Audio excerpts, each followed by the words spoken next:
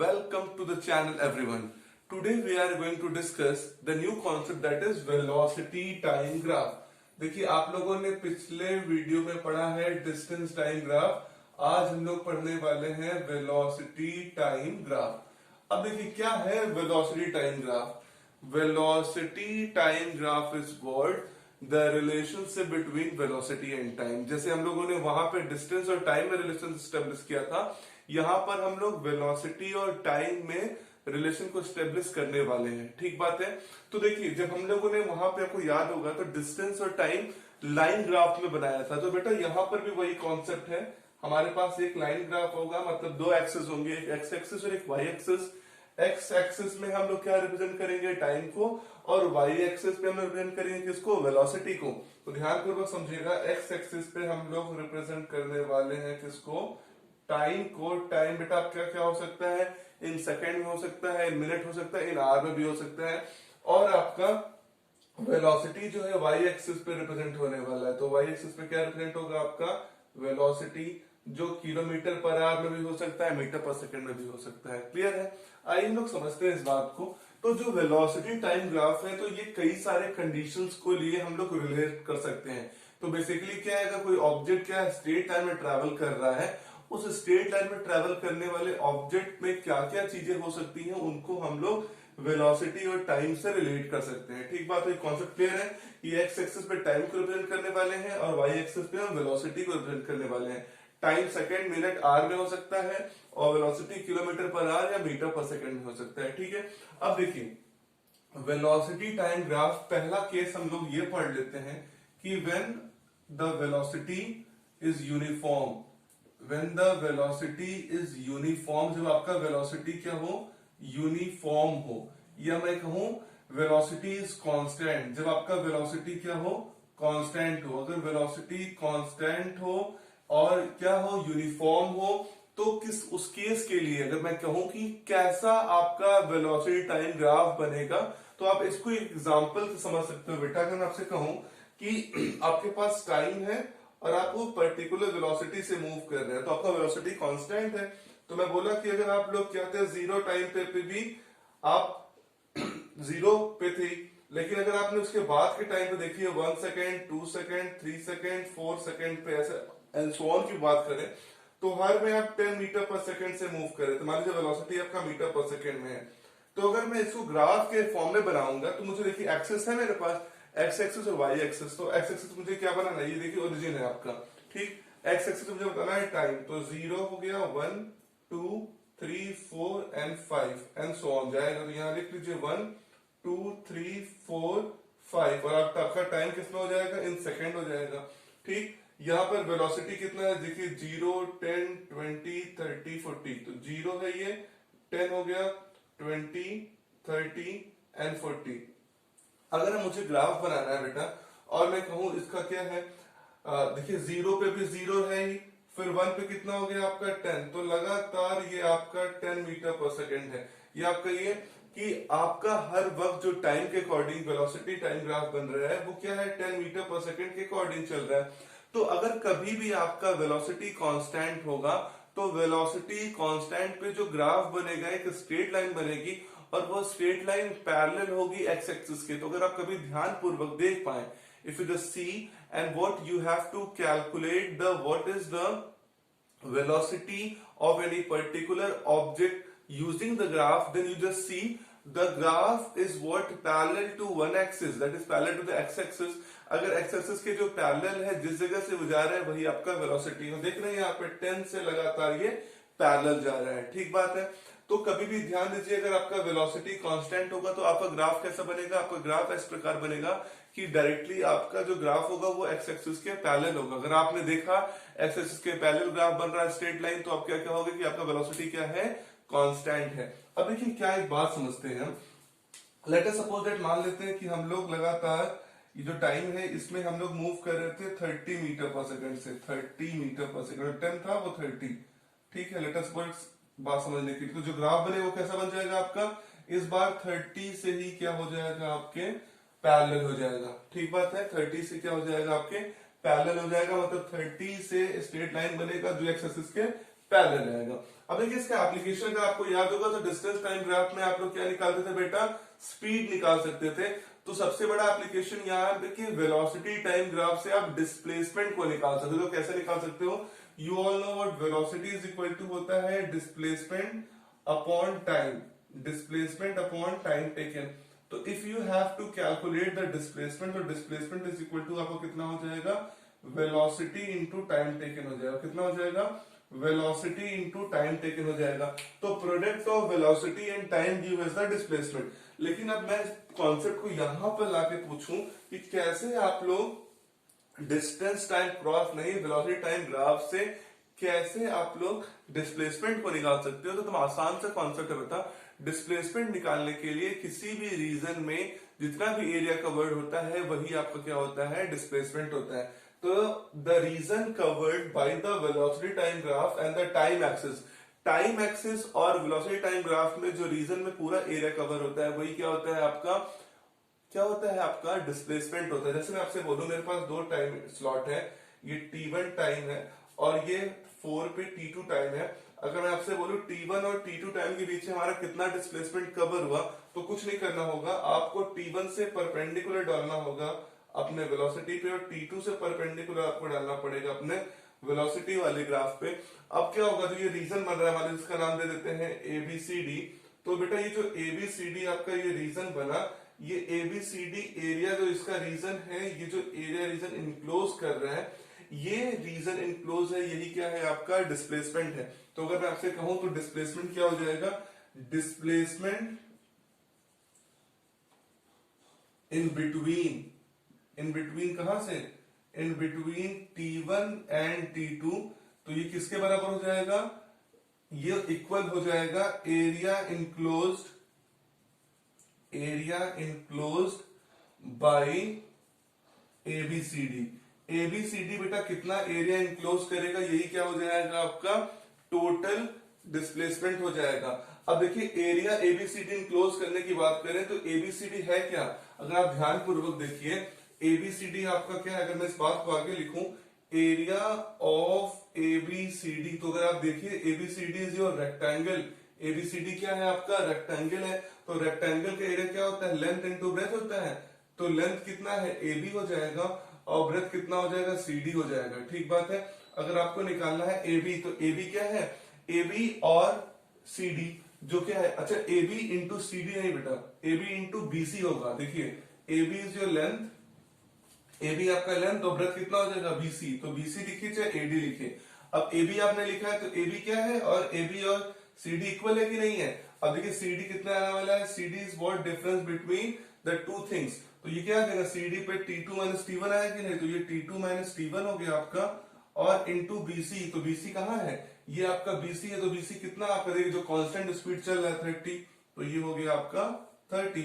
अगर आपको स्पेसिफिकली निकालना पड़ेगा तो देख सकते हैं T2 पे 4 है और T1 पे 1 है, तो 4 माइनस 1 आप इसे कर सकते हैं, 4 माइनस 1 30, तो 4 minus 1 3 into 30 give you 90 metre. तो इसके दौरान आपने कितना ट्रेवल किया, 90 मीटर का आपने डिस्प्लेसमेंट कवर किया। तो मुझे लगता है आपको ये कॉन्सेप्ट एकदम क्लियर होगा। For first case when the velocity is what your moving constant. तो चलिए हम लोग सेकंड केस पे आते हैं। सेकंड केस बेटा क्या है, अगर हमारा बॉडी एक्सेलरेट करता हो, तो एक्सेलरेशन का मतलब क्या है कि लगातार आपकी जो वेलोसिटी है वो यूनिफॉर्म रेट से इंक्रीज कर रही है, मतलब जो रेट है आपका वो यूनिफॉर्म हो, मतलब वेलोसिटी आपका बढ़ रही है एकदम सेम अमाउंट से। ठीक बात है। तो इसके लिए हम लोग एग्जांपल ले लेते हैं, जिस एग्जांपल को आप समझ सकते हैं। मान लीजिए कि स्ट्रेट लाइन की बात करें तो स्ट्रेट लाइन में कोई कार ट्रैवल कर रही है और उसके इंजन को हम चेक कर रहे हैं, तो हम लोग एक ग्राफ बनाते हैं जो रिलेट करेगा टाइम और वेलोसिटी में। तो देखिए मैं इधर लिखता हूं कि मेरे पास टाइम है, टाइम जो होगा आपका होगा बेटा सेकेंड्स में, ठीक बात है।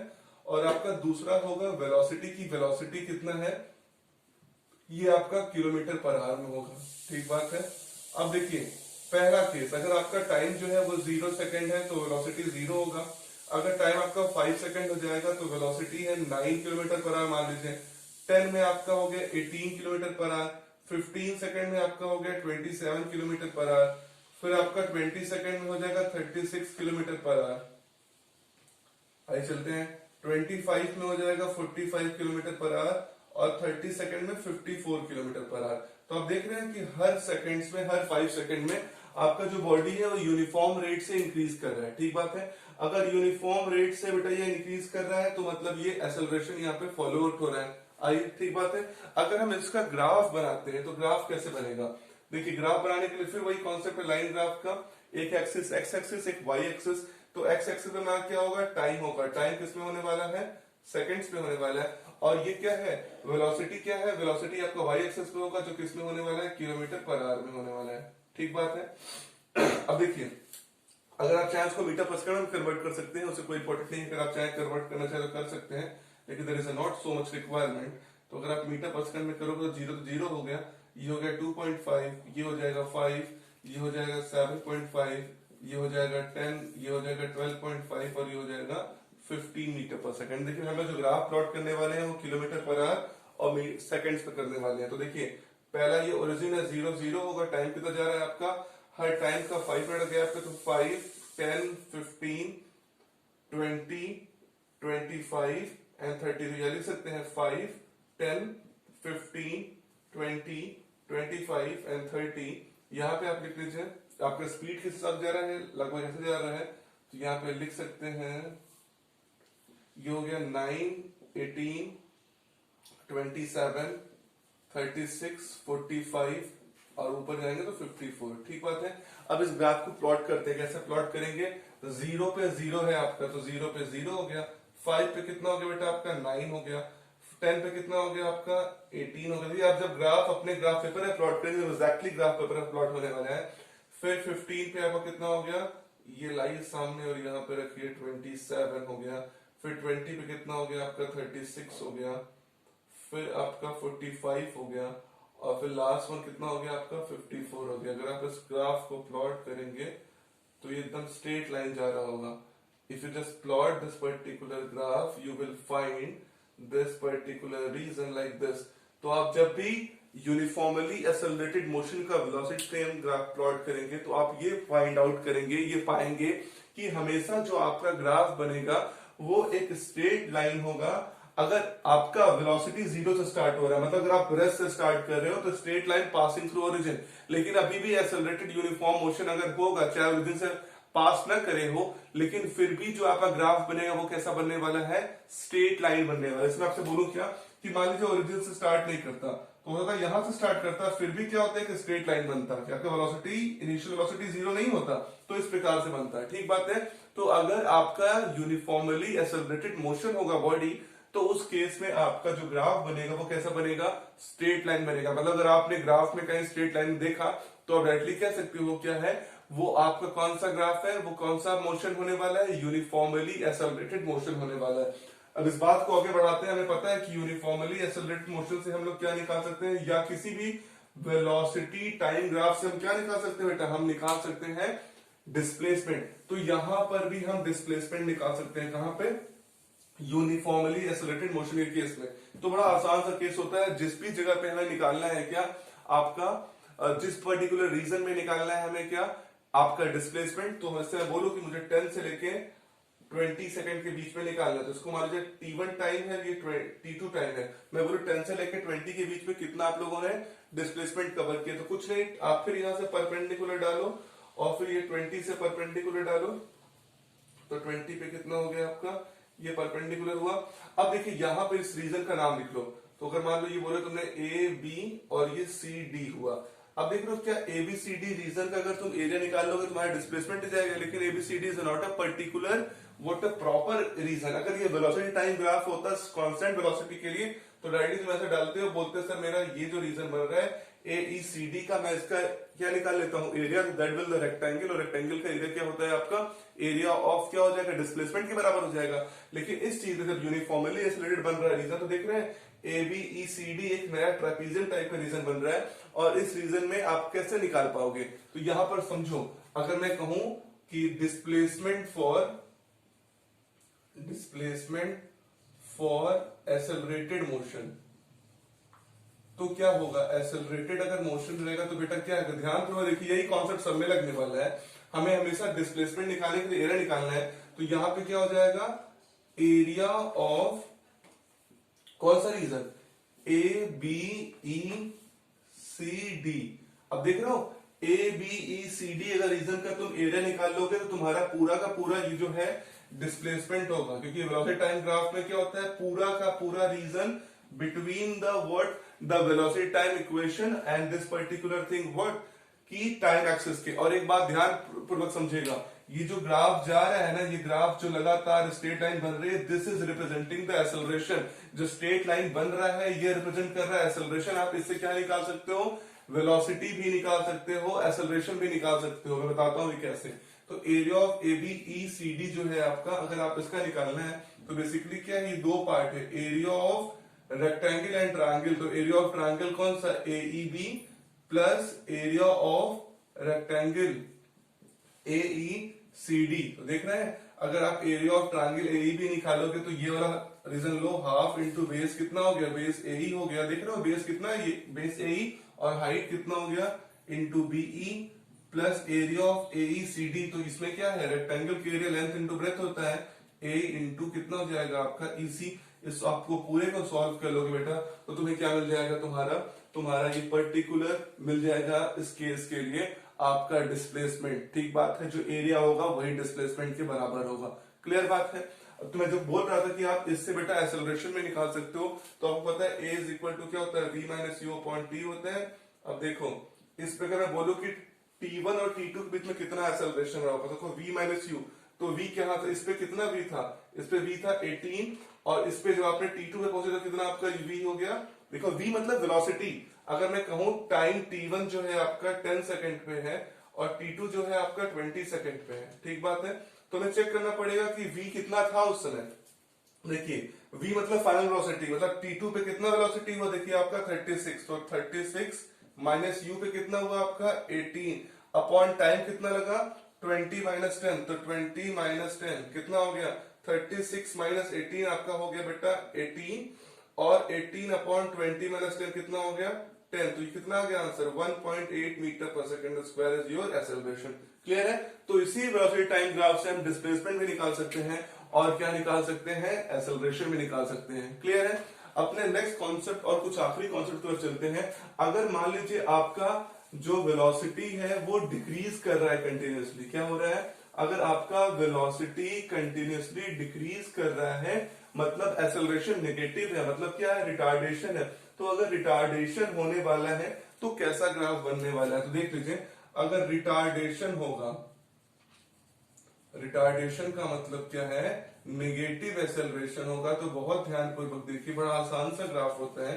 अगर आपका वेलोसिटी टाइम ग्राफ में ये वेलोसिटी ये टाइम में अगर आपका स्लोप नेगेटिव होगा, मतलब समझ रहे हैं, अगर आपका क्या है वेलोसिटी कंटिन्यूअसली डिक्रीज कर रहा है और स्लोप क्या हो रहा है, उसका वेलोसिटी का वैल्यू कंटिन्यूअसली नीचे की तरफ आ रहा है, मतलब ये जो ग्राफ बना है, जो स्लोप बना है, नीचे की तरफ आ रहा है। याद करिए एक्सेलरेशन जब हो रहा था ये ऊपर की तरफ जा रहा था। तो अगर आपका पॉजिटिव एक्सेलरेशन होगा तो graph will make like this, और अगर नेगेटिव एक्सेलरेशन होगा तो ग्राफ किस तरीके से आएगा, इस तरीके से आएगा।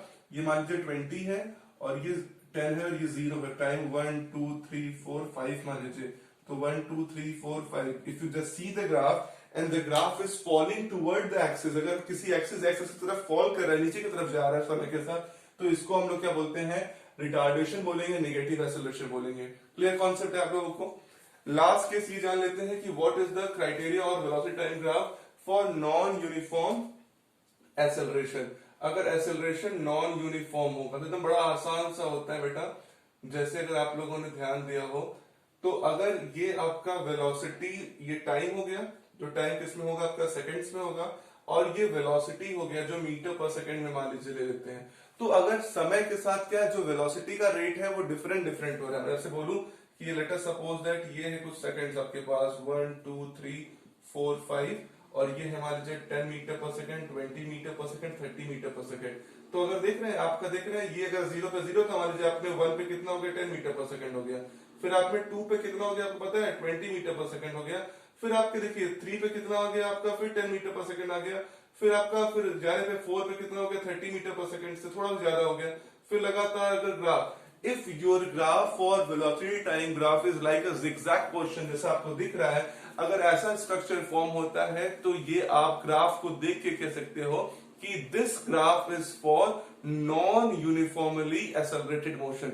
अगर आपका एक्सेलरेशन जो है नॉन यूनिफॉर्म हो रहा है, मतलब कोई रेट नहीं है उसका बढ़ने का, तो आपका ग्राफ कैसा बनने वाला है, जिगजैग बनने वाला है। इज दिस क्लियर टू आपको? अगर आपको सब क्लियर है तो एक बार फिर से समझ लेते हैं कि अगर आपका कांस्टेंट वेलोसिटी होगा तो ग्राफ कैसा बनेगा, parallel to x axis.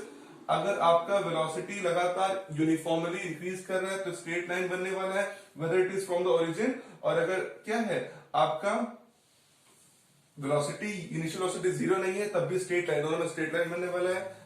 Third case, अगर एक्सेलरेशन नेगेटिव है तो स्लोप डाउनवर्ड होगा, मतलब एक्स एक्सिस की तरफ नीचे जाता रहेगा। और अगर नॉन यूनिफॉर्म एक्सेलरेशन होगा तो कैसा बनेगा, जिगजैग मोशन बनेगा। Is this clear to everyone?